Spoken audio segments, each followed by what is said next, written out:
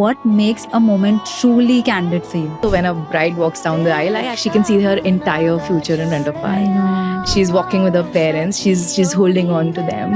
And when she walks down, her groom is looking at her. And I just feel that moment. Today on the podcast, we have the woman whose lens has captured some of India's most iconic weddings. One of the world's top 10 wedding photojournalists, founder of Weddingnama, Ankita Asthana. Every guest will come to you and say, "Mere phone se picture le lo." What do you go through as a photographer at that time? There can be people wearing like t-shirts saying, "Okay, you give me your phone and let me take a picture for you." ऐसे कभी हुआ है that a client has come to you with like absurd expectation over the top? When a bride had a mood board book, which was like, I think this thick, pasted a lot of pictures in it. I told her, take this book, throw it in the dustbin. Oh, ouch.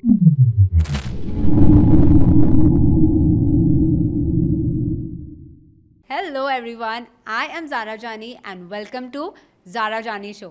यहाँ बातें simple है but सोचने वाली. So grab your favorite snacks, चाय और coffee and let's start the बातचीत. अगर पसंद आए तो spread the word, like, share, subscribe. Hey Ankita, welcome to the podcast. Hi Zara, thank you so much for having me. You know, मैंने Indian weddings में एक चीज नोटिस किया and I was like, I have to discuss this with Ankita. पहले ना weddings were about families coming together, love, emotion, but now it's about creating those Instagram-worthy reels. Everyone wants that Kiara and Siddharth moment, and in creating those perfect moments, real emotions are getting missed. Varmalas are happening again कि ओ photo अच्छा नहीं आया, वरमाला वापस निकालो और फिर वापस पहनाओ. All candid moments are getting rehearsed. Emotions are being retaken. Surprises are being pre-planned. Every ritual is done for the camera. हमारी जनरेशन ने शादी में वो सुकून और मजा देखा है जब पंडित जी फेरे के मंत्र बोलते थे, हम सब बैठ के सुनते थे. बट नाउ पंडित जी बात करे और हम सब सेल्फी लेने में बिजी है. And oh my God, the bridal entries they are so stressful. पहले फैमिली के साथ ब्राइड एंटर होती थी, everyone used to be like teary eyes, but अभी फैमिलीज आर स्ट्रेस कि ड्रोन बराबर एंगल पे है कि नहीं. So coming to my question, you have done thousands of wedding. Is wedding photography getting too aesthetic and emotions are getting lost?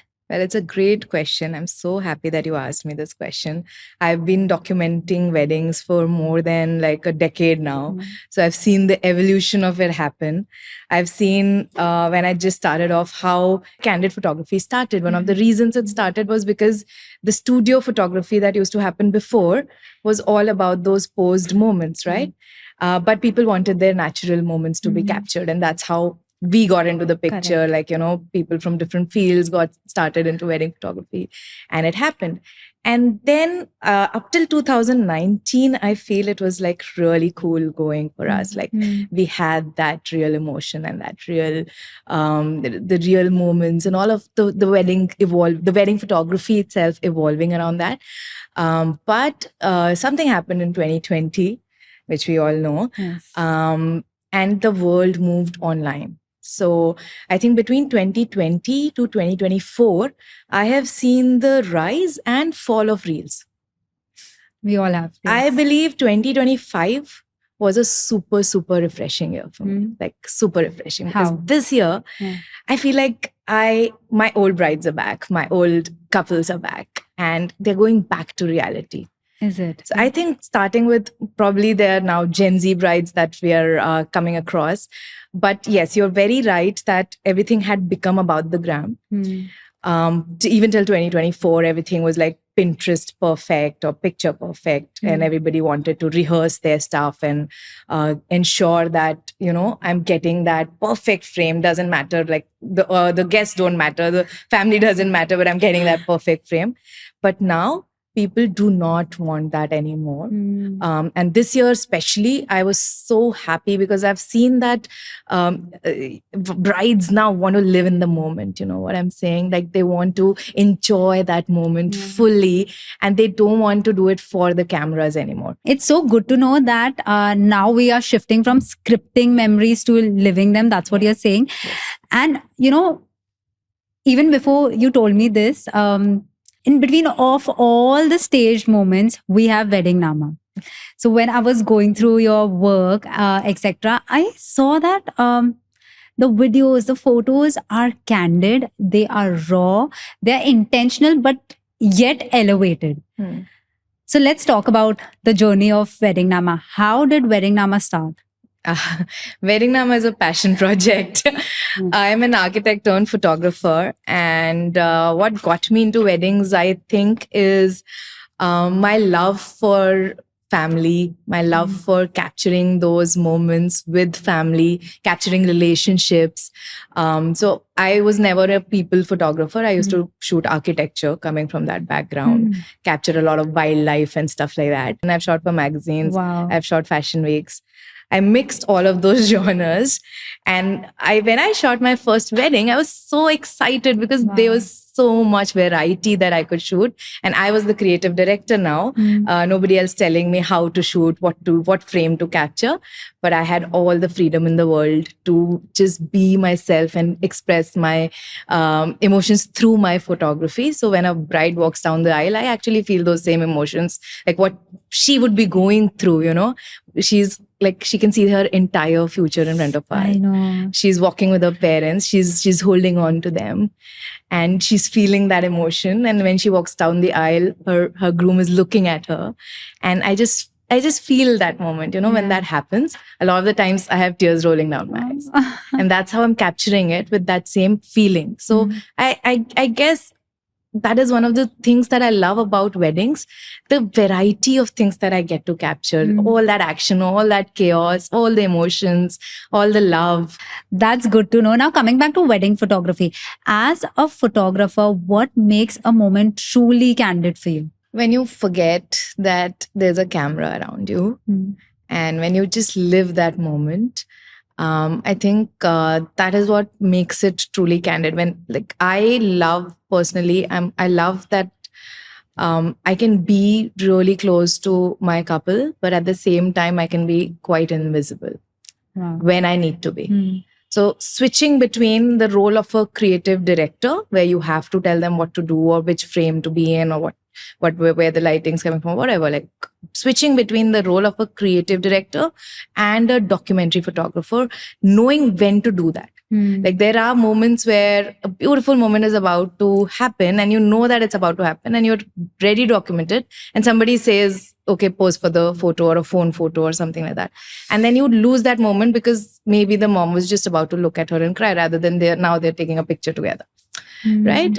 So I feel like having lesser photographers around you on your wedding day is great. And that is how you will get those moments, because your photographer that you've hired to do that job will know when to just be in the background and let the moment unfold before them. My next question is, how do you all capture candid moments? Because they have to be candid, right? Yeah. So exactly like you said, you're about to capture and then the moment changes. Yeah. So how do you capture powerful yet candid stories? A lot of pre-planning goes into it, because personally, I like to make my photographs a certain way where the moment shines, but so does the frame and the background and the lighting. Like, my photograph that I've captured for somebody should be good enough to go on a magazine cover. Wow. It should be that, like, that beautifully captured, and the moment should still shine in that chaos. So to do that, we get into a lot of pre-planning. Firstly, you have to be very comfortable with your photographer. That's the main thing. Like, you have to be okay with them being around. Like, if you're with your friends, just as an example, if you're around your friends and you are getting emotional, you will let that emotion flow.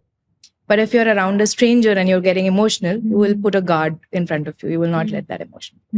So I feel like to get those moments, you have to blend into, like, their friend circle or their inner circle, become a part of that gang, so that on the day of the wedding, when things are happening, they're not looking at you as an outsider. They're not putting up that wall.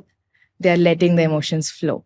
So tell me, if a couple who is getting married today, they want to select a wedding photographer, Hmm. which are the 3 things they should look for while selecting a wedding photographer, other than Pinterest-worthy pictures? Very good question again, because I feel like in today's world, this decision becomes more and more difficult because everybody's Instagram or Pinterest is looking the same. I feel a good wedding photographer will have all these things and a lot more. Of course, talent and everything comes along with it. Hard work, a lot of things that your wedding photographer brings to the table.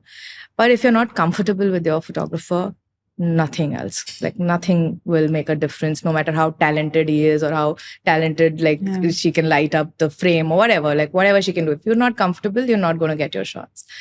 Then the trust, it builds slowly.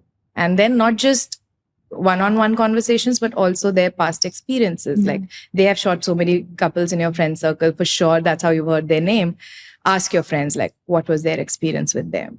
Ensure that they've had like all the important things checklisted. Of course, they might have 1 or 2 things to say, everybody does, but their important thing should be checklisted, that okay, this photographer has given me memories that I watch again and again.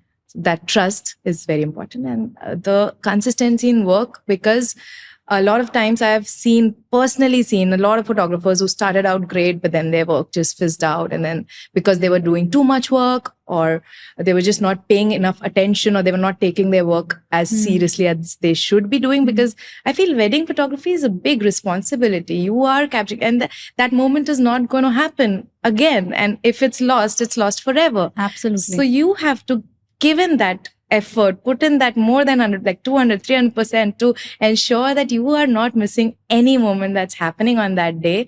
And that kind of dedication, passion, it has to come from within. And I think as a bride or a groom, once you've followed somebody's work for a few years, you will get to know whether they're being consistent or whether they've lost their touch. So I feel consistency, that is the reason I'm bringing it up. I'm not a very social media consistent person, but work-wise, definitely 100%. They will not be, if somebody is hired Wedding Nama, they know that moments are being captured. Yeah, but actually true, because you have to be super alert, and that alertness can come only if you're passionate with your work. Share with us a shot Wedding Nama is famous for, but clients rarely figure out the actual effort which goes behind it. Wedding Nama is famous for a lot of things, I feel, but one shot is definitely the main Varmal moment when it happens, and when it just looks larger than life, and yet that emotion is also there in that picture. So I think that is a shot we try to get at every wedding for sure, that where the bride has just walked down the aisle and they've just met each other, and then the emotions are just flowing, and that's when the Varmal is happening. So it's a very intimate moment, yet it has to look beautiful and larger than life and grand. So I feel that would be the shot. And how difficult it is to shoot the Varmala shot, because it's like the beginning of the rituals. Yes. And everyone's phones are out. And it's very chaotic. Yes, it's emotional. There is a lot of happiness, but there's a lot of chaos as well. Yes. So that is where all the pre-planning comes into the picture. Ensuring that what is the frame that you're going for, because I've had couples wanting these beautiful mountains in the background, and you'll only get that when you have pre-planned for it, when you know that okay, from the ground level I'm never going to get this shot, I need to be in the balcony on the second floor on the opposite building to capture that moment and get that grand shot. Plus organizing the guests, like working in tandem with the wedding planners, I think they can help you out a lot. If you've had that conversation with them, they will go out of their way, because it's ultimately their work being showcased as well. They will go out of their way to ensure that the guests are kind of in a space where even if their phone is out, it doesn't matter. Or if they are in the shot, then they will probably give them like something to do, like maybe throw flowers or ring bells or do something with your hands rather than, and then having an anchor helps as well. So that way anchor announces, instead of like a lot of anchors do announce that take out your phones now because the bride is entering. We always tell them to announce, put your phones away. The bride is entering. Watch it with your eyes. We also want to like capture your expressions when she walks down the aisle. So we do all these little things which makes a lot of difference, and we go into that kind of detail. Okay, what is the exact lighting you want in your Varmal shot? Do you want it to be at sunset? And at sunset could mean very many different things. So we will show them exact pictures. Okay, this is sunset, this is also sunset, this is also sunset. What kind of photograph do you want to actually have at your Varmal? So then we plan everything around that. So the timing of the wedding, the exact time to the dot. Like, for example, I was shooting this wedding in Greece, and my bride wanted the backlit sunset shots also. And she wanted the colorful sunset shots also, which are two very different things, right? Because this happens at like, say, 5:20 p.m. and the colorful shots will happen at like 6:30, 6:45 p.m. So now there's a big gap between those two things. So how do we plan the ceremony so that there's no wait time as such, but the main moments you're getting at that exact time? So like, for example, Sindoor is happening in blue light, where the Varmal has happened backlit. So we actually go to the venue before, we do a Reiki, we ensure that we are checking the direction of the sun. So the decor also helps us in that way. So the decor is put in that certain manner so that you're getting that background. So once they are in the frame, then we tell them, then forget about the cameras. But that kind of pre-planning has to happen to ensure that your frames and your lighting is perfect to give them that dreamy shot that they will. Clearly, a lot of pre-planning, and I guess a lot of communication 100%.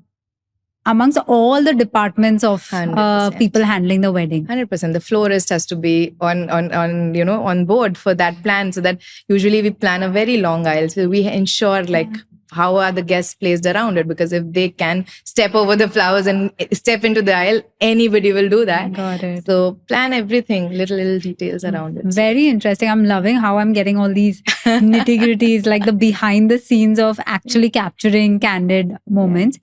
आपने बोला that, every couple has like a thought process कि मुझे ये sunlight में pictures चाहिए या मुझे sunset में pictures चाहिए.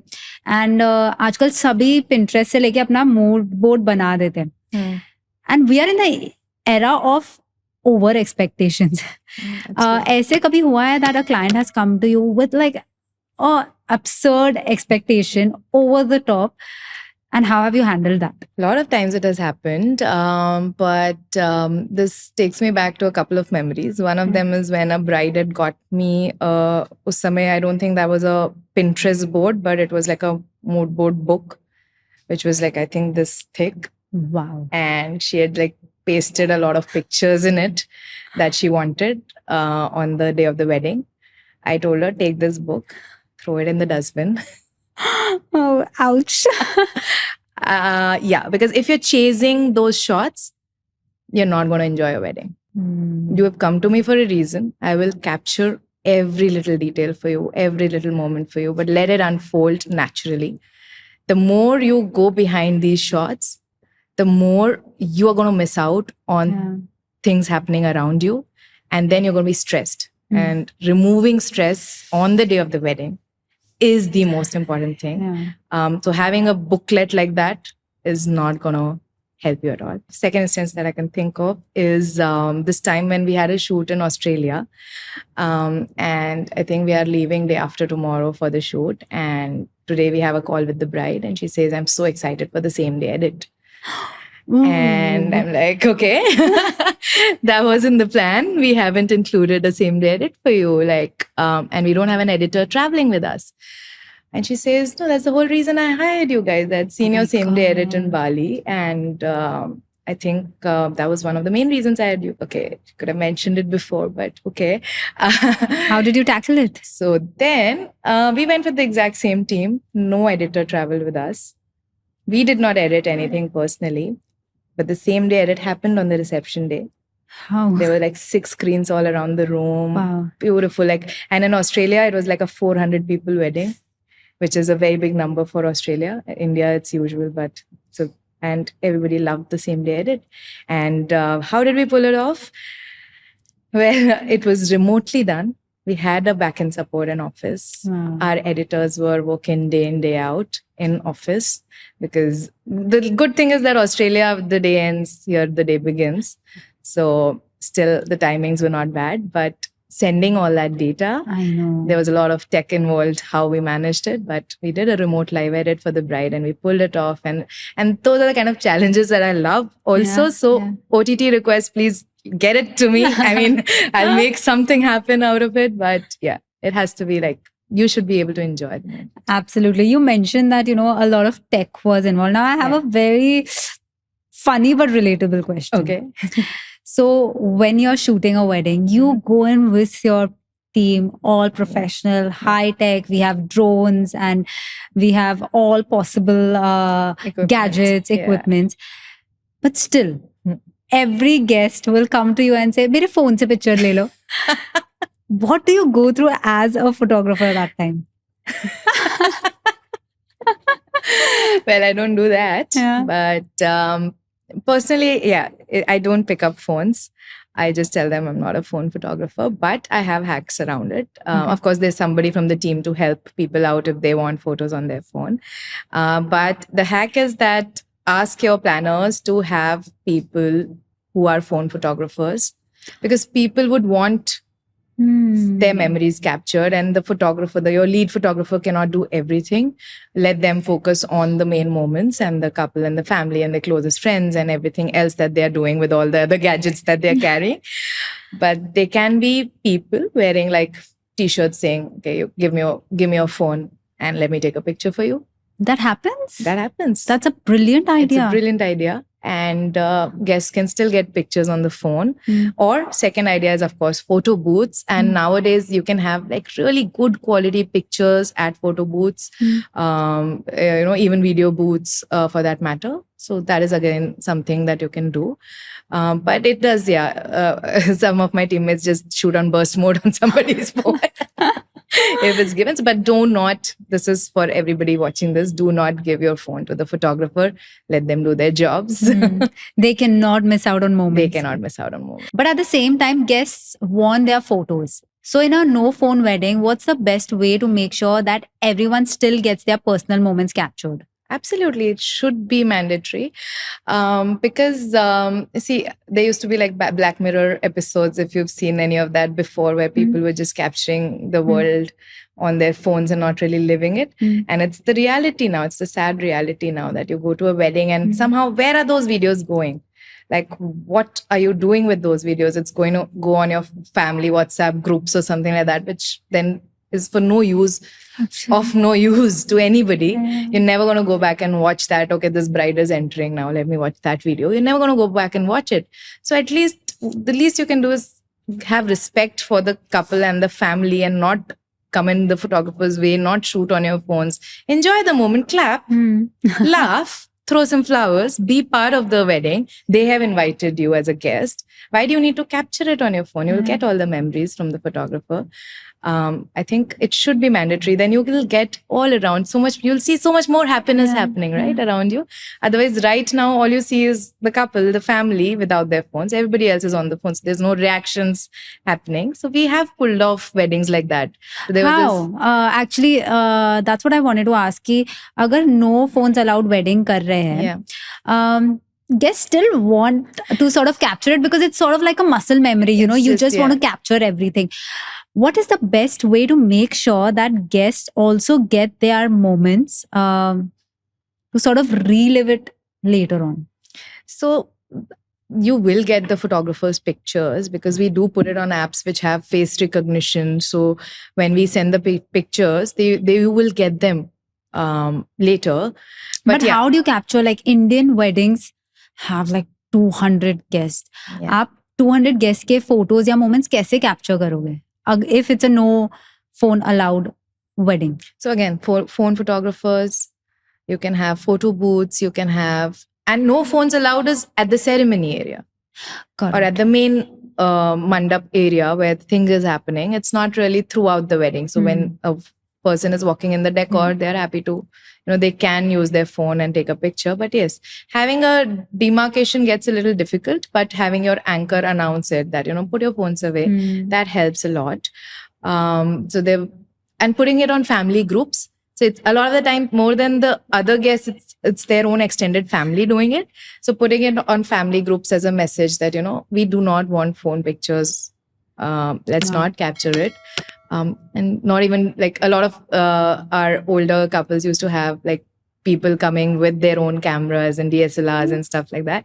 We used to tell them, please do not carry any other camera because we don't want it in our frames and it looks really bad Mhm. having phones in front of everybody's face. You never get any reactions that way. I hope eventually weddings happen that way, where everyone is sort of enjoying the wedding, and Yeah. let me put it that way, all the stress of photography is on you. Happy to take that stress any day. That's a good kind of stress for you, it's right? a good kind of stress for us. Okay. So many more faces to capture. Yeah. Absolutely. Yeah. Ankita, you have done weddings around the world. And I guess each country and city has its own charm and its own madness. What's the difference between international weddings versus Indian weddings? Clean air. Absolutely. Great backgrounds, beautiful weather, gorgeous frames. No, but you do have a lot of it in India as well. I think Absolutely, yeah. India is beautiful in itself. Mhm. But I do get a thrill traveling internationally and capturing weddings because it's different from what you get here, because there's a lot more variety to it. Like I've shot weddings everywhere in the world, like Mexico, Australia, Africa, everywhere. But everywhere is a different experience because of the people around you, even the hospitality, even the people who are taking care of you and the planners. You meet so many new people and every background is so different. So I think it's just the vibe that you get at a wedding. So I just like newness. That adds a lot of newness Yeah. to my own work. So I enjoy it. And which is your favorite wedding destination international? Weather-wise, maybe Australia. I love traveling there. It's just great. I love the vibe. I think backdrop-wise, I would say Mexico. The colors are Yeah. unreal. Wow. Hospitality-wise, maybe like Abu Dhabi, like the hotels. And favorite wedding destination in India? Good one. I'm thinking. I love Udaipur, Yeah. I think, but it's done a lot now, and then there's so many weddings have happened there. Mussoorie is great too. Oh, is it? Yeah, I love the backdrop of the hills. Goa is good for a fun wedding, but I don't know. I can't pick a favorite, I guess. Yeah, I guess it's just, It's just India has so much diversity. There's Yeah. so many things happening all around. got it. But Yeah. now Mumbai's come up with such great hotels as well. So some local amazing options that you have as well. So Which are the few ones, if you can name? like Fairmont that's just come up. I mean, it looks insane. We just went for a Reiki yesterday and we were like, okay, we should just come here for a staycation. Why travel anywhere outside? Great. Yeah. Okay, another interesting question. Indian families abroad versus Indian families in India. Mhm. How are they different on the day of the wedding? They listen when it's Indian families abroad. Oh my God. The Indian families in India have seen too many weddings, so they are more the ones behind the phones and the trying to just capture it all. I don't know for whom, but it's not like that. I mean, I feel like Indian families abroad are like trying to really hold on to their culture, hold on to their traditions, like really hard. So whenever I'm capturing something for a bride who doesn't live in India but has Indian roots and who's been away for like 20 years, 25 years, I just find them like being attracted to a lot of like the Bollywood culture or the Hindi songs or and all the brides who have lived in India for so long and the couples who have lived in India for so long, they are kind of like looking at international things and like, they really want to have like, they want to wear white, they want to wear, those kind of muted tones. But I'm so glad that like color is coming back to Indian weddings because in weddings, it had just become like till 2024 also, everything started suddenly fading away and it had become too colorless for Yeah. my liking. So I'm Everything glad, was like, going pastels. and Yeah. too light, not even like reds, and everything Yeah. had vanished. But I'm glad this year I had all my brides wearing a lot of different colors. So color is we are back. getting color back Yes, to the again. weddings. Absolutely. And yeah, I get what you mean. Like it's actually a switch. Yeah. People here want to imitate the West, and people in the West are sort of trying to hold on to Yeah. whatever Yeah. culture they can. They can. Okay, a wedding where everything could go wrong and it actually did, but you handled it well. So very recently, we were capturing this wedding in Bangalore where my bride was not an Indian and my groom was Indian but not based in India.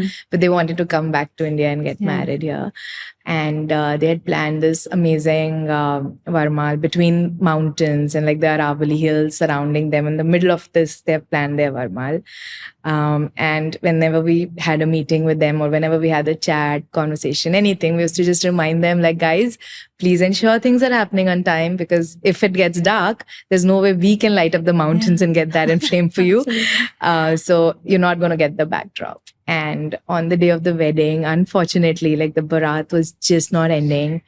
And my bride is ready. She's been ready since a while. And I have to take her bridal portraits, but she's in that mood where, I'm missing my sunset, Ankita. Like, how is this happening to me? Like, let's get the barat in. And she went to the venue when the planners told her not to. She left her hotel. This was in a different venue. So she left her hotel. She came back her car. She went to the venue and she's like, now get me my fulo ka chadar. I'm entering. And everybody's looking at me like, delay her, take some pictures, take some photos. Like, how do I take her photos in this mood? I need her to relax, to calm down. So I just made eye contact with her and we looked at each other and she asked me, Ankita, we've missed it, haven't we? I said, yes, just breathe, let it go. It's fine. Let me take there's a beautiful sunset happening in the background. Let me take your pictures in this sunset. It's fine. Like, let the parat come when they do, and we'll still get amazing pictures. Do not worry about it. Wow. And how did it go? Did she settle down? She instantly, like when she heard it from me, I think it made her realize that, okay, she has to let it go, because even if she enters, the groom hasn't reached the mandap. So how is she going to go there? Yeah. But having said that, like, we have beautiful shots of her entry, beautiful shots of the Varmal and everybody around. And she forgot it. Like that instant when she walks down, there was like a beautiful set of steps from where she had to enter, walk down the aisle, look at her husband-to-be. And then when she looks at him, she forgets all the stress, all of it. So she was a happy bride at the end of the day. Wow. I mean, I can just feel the stress been a bride, so I can just feel like the day you want everything perfect on that day. Absolutely. Got it. You have done weddings of very well-known creators like Masoom Meenawala, Nikki Mehra, cricketer Zaheer Khan, and I'm sure each of these weddings had their own charm. Masoom Meenawala, she is one of my favorite female content creators. Tell me, how was her wedding behind the camera? Oh, Masoom's wedding was a dream. Like, she was so amazing through it all. She was such a chill bride. She knew exactly what she wanted. And we were not even available for her wedding. And we had told her that, Masoom, I'm shooting in Kerala at that time and I cannot travel back and forth. And these guys had booked me, like Canadian couple that booked me like years before, like maybe more than a year, 1.5 years before. So and at that time we never used to take up multiple weddings or do only one thing at a time. And anyway, she wanted me personally to be there. So I told her like, I'm in Kerala on those dates. So she actually planned a couple of her events before, like her wedding day we were there. In the middle we were not there. Then she planned her haldi so that we were available on that day. Because that's how sure she was of things, And we sorted out the team for the rest of her events so that she she still gets the best of everything. Because when we met her, we connected so well. Like literally, Masum's husband, Shelan, he came to our office and he said, you know, I need you to take this up because I want my bride to be happy on her wedding day. I How need you sweet. guys there. So we made it happen. We sorted it out. And the minute we met her, we were like, yeah, of course, like I'm capturing your wedding. There's Yeah. going to be, it's not going to be any other way.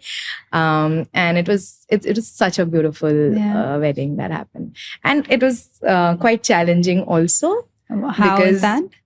It was the first time, I think, on Instagram that things were going out live from a wedding. If you remember, she did a virtual wedding where Yes, she yeah. wanted her followers or her fans or Yes. her Instagram support, you know, to be a part of it somehow. She's Yeah. like, I cannot invite everybody, but I really want them to be a part of my wedding.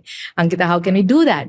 So we sat over it, we brainstormed, and then we realized that if we have an editor at the event itself, we will be able to send out photos live while the event is happening. And this is a time before AI, before all that, you know, easy edits happening even on phone. This is a time we pull that off, and it was quite a lot of fun to do it that way. Yeah, I'm like one of her followers. I remember her dance performance and everything. It was just very, very sweet to look at. Yeah. And it was a big wedding. So Yeah. Sometimes influencer weddings happen where you have crowd control, you have like 100 people. So you will get that time to do your photos and everything for it. But this was not a small wedding. Like even at her haldi function, she had like 400 people. Wow. At her wedding, she had like 1,500 people.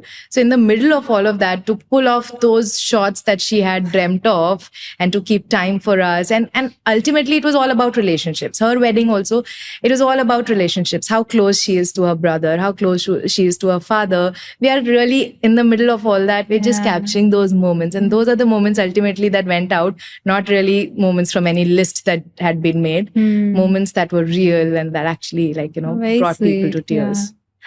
You also did Zahir Khan and Sagrika's wedding. It's an inter-religion wedding. Yeah. Very elegant. Yeah. Tell me what made that wedding special to shoot? I'm a big cricket fan, so automatically it was very special to shoot because I was suddenly interviewing Sachin Tendulkar and interviewing Sehwag and interviewing Yuvraj and just getting them to say things to us. It was very special, but not because of that, but because how amazing Zahir and Sagrika are as people. It was an intercultural thing, interfaith thing, but they made it so simple. I think one of the reasons I wanted to come on your show is also your tagline, Yes. you know, simplicity and baatein simple but sochne wali. Baatein simple hai but sochne wali. Absolutely. I loved that because I think simplicity is something that we are losing out in today's world, and people are just trying to be like overly sophisticated. But because of that, you're losing the essence of what it should what you be. mean. Yeah. A wedding it was, you know, Zahir and Sagrika's wedding was at home, at Zahir's home. And they had a pandit come and do some puja. They had a priest come in and they had a signing with the priest, and that's it. And wedding done. And they only had their closest people. That, of course, included the Indian cricket team, and of course, the Chak De team also. So, like the Chak De cast. So, yeah, it was just those important people who they meet every day. They wanted them around. So I guess it was like that intimate wedding, but the emotions and the connection. Yeah, and then they had like 7 days of just partying with everybody. So yeah, we captured all of those events for them, and it was just at the end of the day, we were also just dancing. Yeah. Sometime back, you mentioned same day edits, so I want to talk about that. Couples want same day edits right from Varmala to dinner, and it's insane pressure. How do you handle the pressure of same day edits, and does that affect creativity? It could, but thankfully in Wedding Nama's case, it doesn't, because here we have kind of come up with a way, a system of working, or we can call it experience, that our live edits look really, really good. Like they are better than the trailers that we might have made later. I mean, I can actually say that because those live edits are done in that manner, because there's a lot of pre-planning to everything. There's a lot of like, we interview everybody beforehand, or we decide like, okay, what is the structure going to look like, and the structure is not the same for every wedding. We really customize our live edits, our trailers. We really customize them so that on the day of and it's great because on the day of the wedding, you just had your wedding and you're still with the closest people, even your extended family. A lot of the times you'll never get this opportunity to watch your film with them. Yes. And when you watch it, and then suddenly everybody's like, wow, is it already done? Is it already on the screen? And when they watch it, the expressions that you get to see live are really, really cool. So, and I love actually showcasing the same day edits, because I'm quite proud of what we make at the end of the day. So it goes really smoothly. It's a lot of pressure, a lot of late nights, like everything happening at the same time, copying cards, running around, going to the edit table every once in a while between the events. But I guess I love the point you said that, you will get to watch moments of your wedding with your close ones and with your family, because once the wedding is over, everyone just goes back to their own life. And I guess, sharing those moments with your loved one and watching it together is another memory of its own. Wedding photography is evolving so fast, like high-tech gears, 4K reels, slow motion, drones. It's almost become like a production of a movie. Tell me, what's the future of wedding photography? Where are we headed? I'm so glad you asked this, because I feel with the advent of AI, a lot of photography genres have like really lost a lot of value, because now suddenly there are AI models, AI fashion shoots happening, AI ads happening. Of course, now a lot of photographers are even shifting genres because of that, which is extremely sad, because now they have worked so hard to get somewhere, and now because of AI, they're losing their expertise or losing jobs to AI, which is a harsh reality. But thankfully, in weddings, the real still matters more. The reality of it all, because you cannot have a AI version of yourself get married and you're sitting at your home and watching it on screen. You need to actually be there. Not yet. So I'm just glad that wedding photography is going back to where it was when we started off, when our career started. I'm just happy that it's going back. And I'm glad that at Wedding Nama, we've always stuck to that, that same style of documentary shooting, and not really following trends or going away from the path so much that we lost the main meaning of emotion, the moments, the reality of it all. So I'm just happy. And I feel like that is the future of wedding photography. Like technically, we are now able to achieve so much because there's so much development. Our cameras are insanely, they are insanely good.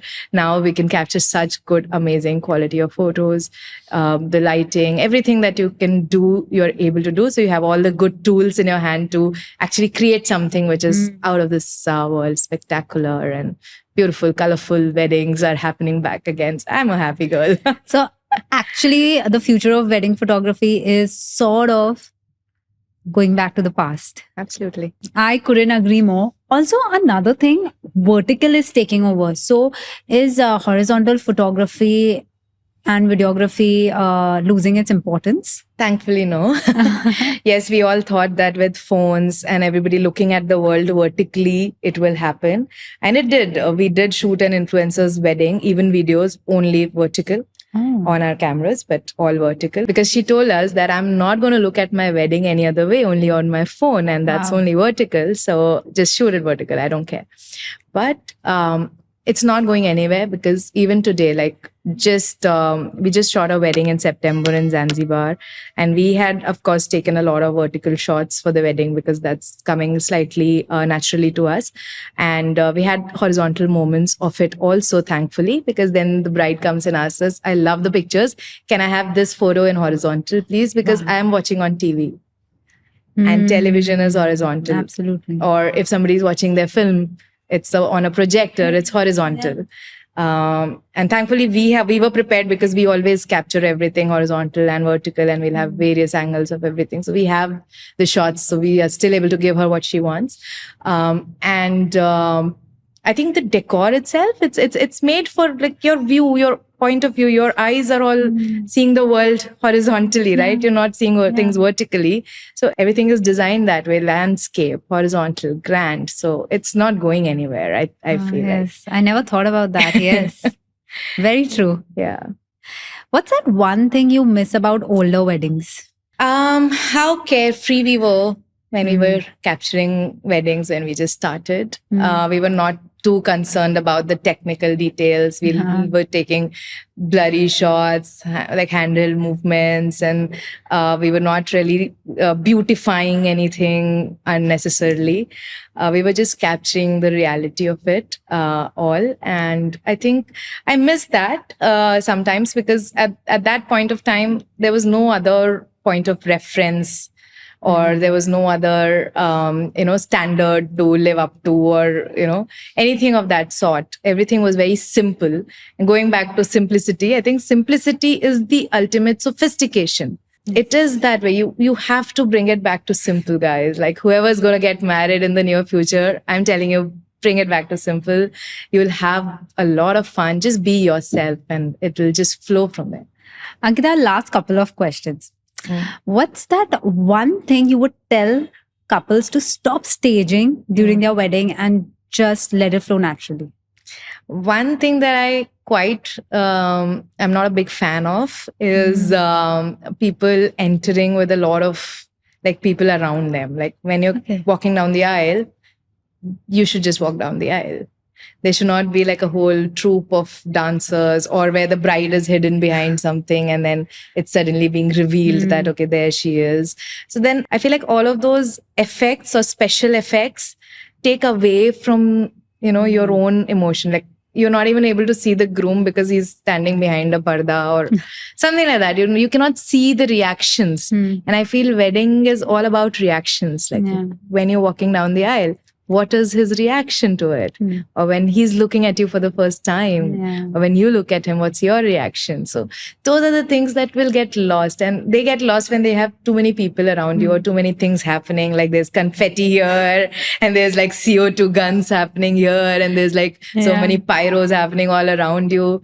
It's just too much. Like lose these special effects, guys. Just keep it simple. I guess more simple the things are, the more enjoyable they are going to be, and the more in the moment you can be. Absolutely. Okay. Ankita, the last question, and I have to ask you this because you live and breathe weddings. If you were given a task to sort of redesign Indian weddings from scratch, what is that one thing you would remove, one thing you would keep, and one thing you would bring back? I would remove special effects. Okay. What would I keep? I would keep color. I would bring back carefree weddings. Yes. I would bring back my carefree couples, not a care in the world. They want to enjoy to the fullest. They want to go party with their friends, enjoy with their family, spend time with family also, not just get lost with in the madness of it all. Actually live the wedding, meet your grandparents at your wedding, go give them a hug, enjoy with your family, keep time for that. Don't plan so many things. I think I would also remove carnivals. I would add pool parties. I would, those are the moments, because carnivals are just too much noise. I would also remove noise. There's a lot of things that I would like to remove, I guess. Because it should just be a lot more conversation with your family you should bring back. Spend those simple dinners with them where there's no music. There's just lounge music and you guys are actually talking. Yeah. You will enjoy it so much more than just an artist performing for you, or you're just dancing. It's great. Dance your heart out, but keep time for those conversations. Go have breakfast with them. Yeah. Like I've seen a lot of couples don't come down for breakfast. They order breakfast in their room because makeup chal raha hai for the carnival. Hence remove carnival. Spend time at breakfast with your family. They've come from all around the world to meet you. Spend time with them. You'll never get this time back. I guess that's how weddings are supposed to be. Especially in India, weddings are not just between a couple, it's between families. Absolutely. And bolte hai ki Indian weddings are going to lose its charm. It's going to be much quieter. I do not think so. Indian weddings are going nowhere. It's just going to get bigger. And with that, I guess wedding photography is going to get bigger. And I can't wait to see what you all have in store for the wedding photography and making it more cinematic. Thank you so much, Ankita. It's been a lovely conversation. Thank you, Zara. It's been amazing. And I really enjoyed this conversation. Thank you.